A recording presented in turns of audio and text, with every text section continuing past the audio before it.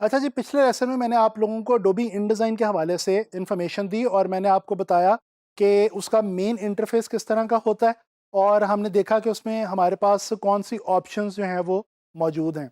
अच्छा, इस लेसन के अंदर मैं आप लोगों को ये बताऊंगा कि हम लोग न्यू डॉक्यूमेंट चूज़ करते हुए कौन सी सेटिंग्स को जो है वो मद्देनज़र रखते हैं डिज़ाइन के अंदर। और आप लोगों को याद होगा कि इलस्ट्रेटर या फोटोशॉप के अंदर भी जब हम कोई न्यू डॉक्यूमेंट लेने लगते थे तो हम कुछ सेटिंग्स का खास ख्याल रखते थे। और जैसा कि मैं आपको बता चुका हूं कि इन डिज़ाइन के अंदर आम तौर पे ज़्यादातर हम वो चीज़ें जो है वो इस्तेमाल करते हैं, बनाते हैं, क्रिएट करते हैं जिनको बेसिकली प्रिंट मीडियम के अंदर फॉल किया जाता है।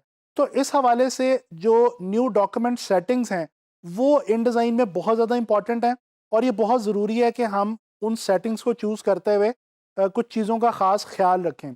तो चलें चलते हैं InDesign की तरफ और देखते हैं कि हमने अडोबी InDesign में अपने प्रोजेक्ट को स्टार्ट करते हुए न्यू डॉक्यूमेंट सेटिंग्स किस तरह से लेनी होती हैं और किस तरह से हमने प्रोजेक्ट को स्टार्ट करना होता है। जी, तो ये क्रिएट न्यू के ऑप्शन के ऊपर मैं आके क्लिक करता हूँ और ये पिछले लेसन में मैंने ये पोर्शन जो है वो स्किप किया था और कहा था कि ये मैं आगे चल के बताऊंगा। तो ये अब ऑप्शंस मैं आप लोगों को बताने वाला हूँ कि ये न्यू डॉक्यूमेंट की जो हमारे पास ये एक पूरी पूरी विंडो है, इसके अंदर क्या-क्या चीज़ें हैं। अच्छा जी, सबसे पहले तो ऊपर आप देखते हैं कि प्रिंट और वेब और मोबाइल के हवाले से कुछ डिफ़ॉल्ट साइज़ेज़ हमें यहाँ पे जो हैं वो अवेलेबल हैं, कुछ दिए गए हैं। और आप देख सकते हैं कि जिस तरह प्रिंट के अंदर A4 है, लेटर है, लीगल है और डिफरेंट साइज़ेज़ हैं जो कि आप स्टडी कर सकते हैं। इसी तरह से वेब और मोबाइल के हवाले से भी डिफरेंट साइज़ेज़ दिए गए हैं। मैंने आपको पहले ही बताया कि ज़्यादातर हम InDesign में प्रिंट के हवाले से काम करते हैं। तो अभी फ़िलहाल हमारा जो फ़ोकस है वो ये प्रिंट वाली जो ऑप्शंस हैं इनके ऊपर रहेगा। अच्छा, ये जो हमारे पास बनी हुई हैं डॉक्यूमेंट प्रीसेट्स, ये जो अवेलेबल हैं, इनके अलावा हम खुद से भी कोई डॉक्यूमेंट प्रीसेट जो है वो बना के सेव कर सकते हैं। उसके लिए ये बटन हमारे पास अवेलेबल है।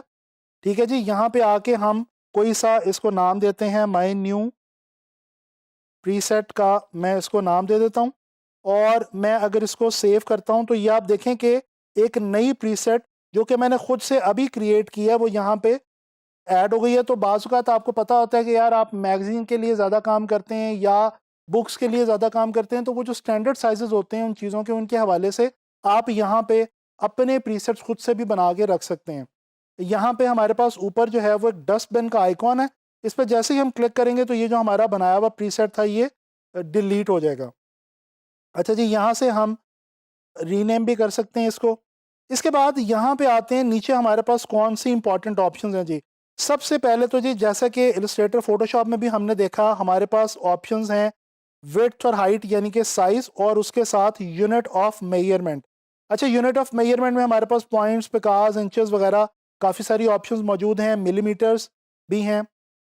फ़िलहाल मैं यहाँ पे इंचेस पे क्लिक कर रहा हूँ और यहाँ पे अगर मैं आपको दिखाऊँ कि प्रिंट पे आऊँ, लेटर पे और यहाँ से मैं इंचेस को चूज़ करूँ तो ये देखें लेटर हेड का जो स्टैंडर्ड साइज़ होता है 8.5 इंचेस बाय 11 इंचेस वो अपने आप यहाँ पे सेलेक्ट हो गया।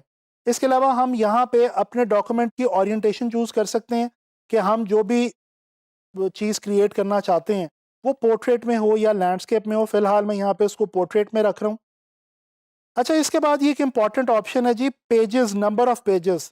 जैसे कि मैंने आपको बताया कि हम लोग ज़्यादा पेजेस, मल्टीपल पेजेस पे काम कर सकते हैं इन डिज़ाइन में और ये इसी मकसद के लिए बहुत ज़्यादा हेल्पफुल है।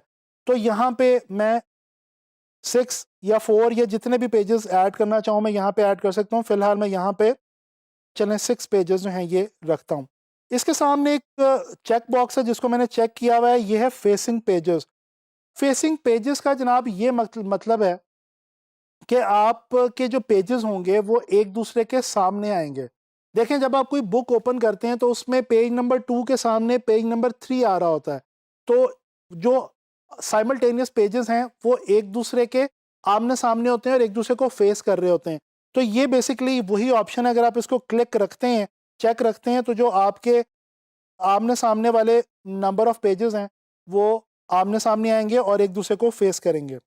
इसके बाद प्राइमरी टेक्स्ट फ्रेम की एक ऑप्शन है। ये बहुत ज़्यादा तो यूज़ नहीं होती लेकिन आप इसको चूज़ कर सकते हैं। इसमें क्या होता है जी कि आप कोई एक ऐसा टेक्स्ट फ्रेम रख लेते हैं जो कि तमाम आपके जो पेजेस हैं उनके ऊपर एक जैसा ही रहता है। अच्छा जी, इसके बाद नंबर ऑफ कॉलम्स, हम यहाँ पे नंबर ऑफ कॉलम्स भी बढ़ा सकते हैं। मैंने फॉर एग्जांपल यहाँ पे 2 कॉलम्स रख लिए। फिर इसके बाद है जी कॉलम गटर। अब ये कॉलम गटर क्या चीज़ है? दोस्तों आपने कोई न्यूज़पेपर या मैगज़ीन ऐड उठाएँ, आप मैगज़ीन देखें तो आपको पता चलता है कि जो कॉलम्स होते हैं उनके बीच में, टेक्स्ट के कॉलम्स के बीच में स्पेस होती है। वो स्पेस हम यहाँ से बेसिकली चूज़ कर सकते हैं। इसको मैं फॉर एग्जांपल यहाँ पे 0.25 इंच रख लेता हूँ। यानी कि मेरे दोनों कॉलम्स के बीच में, मेरे हर पेज पे जो 2 कॉलम्स होंगे उनके बीच में 0.25 इंच की स्पेस होगी। अच्छा जी, इसके बाद ये कुछ ऑप्शंस हैं, ये भी इंपॉर्टेंट है, मार्जिन्स।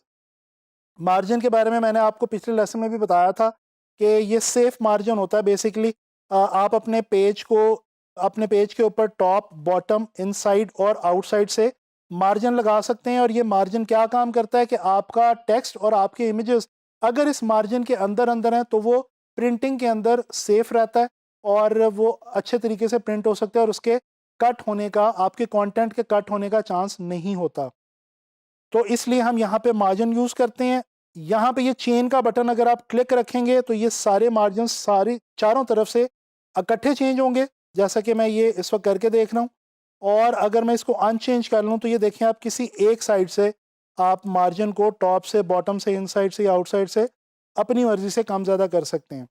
अच्छा, इसी तरह ब्लीड एंड स्लग। अच्छा, ब्लीड थोड़ी सी इंपॉर्टेंट चीज़ है, ये मैं आपको बता देता हूँ। सेम इसी तरह ये चेंज होती है जिस तरह ऊपर हमारे पास मार्जिन चेंज होते हैं, यहाँ पे वही चेंज वाला बटन है और यहाँ पे वही टॉप, बॉटम, इनसाइड और आउटसाइड की ऑप्शन है। मैं यहाँ पे 0.25 इंचेस का ब्लीड लगा रहा हूँ। अब ये ब्लीड क्या है? बेसिकली ब्लीडिंग मार्जिन ये है, दोस्तों होता ये है कि जब कोई भी डॉक्यूमेंट, कोई भी पेज प्रिंट होना होता है तो कुछ एक्स्ट्रा एरिया छोड़ दिया जाता है हमारे रिक्वायर्ड प्रिंटेड जो डिज़ाइन है उससे बाहर, और उसके ऊपर आमतौर पे हमारे डिज़ाइन की ग्राउंड जो है, बैकग्राउंड जो है वो चल रही होती है। उसके ऊपर कोई इंपॉर्टेंट हमारा जो कंटेंट है वो नहीं होता। लेकिन वो मार्जिन किस लिए छोड़ा जाता है, ये ब्लीडिंग मार्जिन, कि जब पेपर कट हो तो हमारा जो रिक्वायर्ड डिज़ाइन है वो ना कट जाए और हमारा ओवरऑल डिज़ाइन जो है वो पूरे का पूरा कटिंग में ज़ाया ना हो जाए और वो अंदर हमारे डिज़ाइन एरिया के बिल्कुल अंदर अंदर रहे। इसलिए हम ये ब्लीडिंग मार्जिन जो है ये यूज़ करते हैं। स्लग जो है ये आमतौर पे ज़्यादा यूज़ नहीं होता, ये प्रिंटर्स यूज़ करते हैं। और ये इसलिए होता है कि अगर इस प्रिंटर फाइल को प्रिंट करते हुए कोई भी ख़ास इंफॉर्मेशन लिखना चाहे उस फाइल की प्रिंटिंग के हवाले से तो वो ऐड कर सकता है।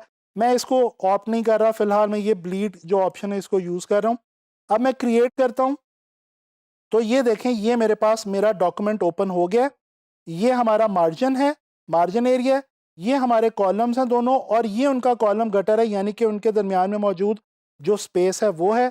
और इसके अलावा जनाब ये हमारा ब्लीडिंग मार्जिन है, यानी वो एक्स्ट्रा एरिया के जो हमने रखा है इसलिए कि हमारी कटिंग जो है पेज की वो आसानी के साथ हो सके।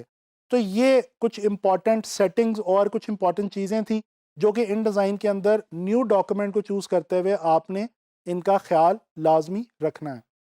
जी, तो हम लोगों ने इस लेसन के अंदर लर्न किया कि हम कौन सी सेटिंग्स हैं जो कि इम्पॉर्टेंट हैं न्यू डॉक्यूमेंट को चूज़ करते हुए एडोबी इंडिज़ाइन में, और हम उनको किस तरह से जो है वो चूज़ कर सकते हैं।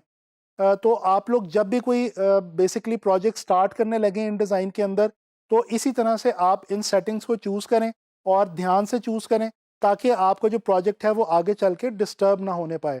मैं उम्मीद करता हूँ कि आप लोगों को जो प्रोजेक्ट सेटिंग्स है वो समझ आ गई होंगी और इंशाल्लाह ताला नेक्स्ट लेसन में इन डिज़ाइन के हवाले से कोई नई चीज़ लेके आप लोगों के लिए हाज़िर होऊँगा।